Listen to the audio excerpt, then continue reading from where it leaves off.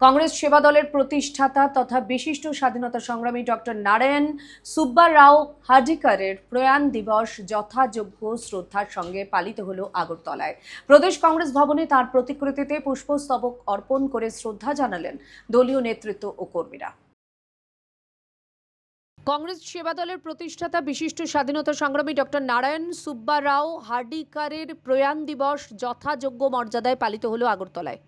বুধবার প্রদেশ কংগ্রেস সেবা দলের উদ্যোগে ডক্টর হার্ডিকারের প্রতিকৃতিতে পুষ্পার্ঘ্য অর্পণ করে গভীর শ্রদ্ধা নিবেদন করেন দলীয় নেতৃত্ব ও কর্মীরা।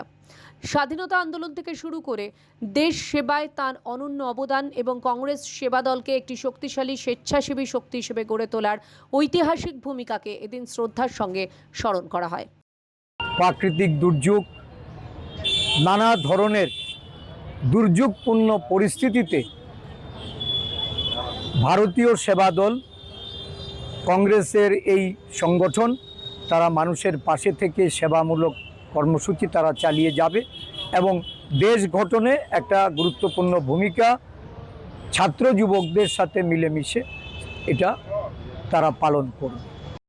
শ্রদ্ধা জ্ঞাপন পর্বের পাশাপাশি আগরতলার প্রদেশ কংগ্রেস ভবনে অনুষ্ঠিত হয় ত্রিপুরা প্রদেশ কংগ্রেস সেবা দলের রাজ্য স্তরের এক গুরুত্বপূর্ণ বর্ধিত বৈঠক। এই সাংগঠনিক বৈঠকে উপস্থিত ছিলেন ত্রিপুরা প্রদেশ কংগ্রেস সভাপতি আশিস কুমার সাহা, সেবা দলের চেয়ারম্যান নিত্যগোপাল রুদ্রপাল সহ রাজ্য কংগ্রেস ও সেবা দলের শীর্ষ নেতৃত্ব। বৈঠকে ডক্টর হার্ডিকারের আদর্শকে সামনে রেখে সংগঠনের তৃণমূল স্তরকে আরও শক্তিশালী করা এবং আগামী দিনে সাংগঠনিক কর্মসূচি জোরদার করার বিষয়ে বিস্তারিত আলোচনা হয়। ত্রিপুরা থেকে দেবাশিস বসুর রিপোর্ট, সিএন ত্রিপুরা।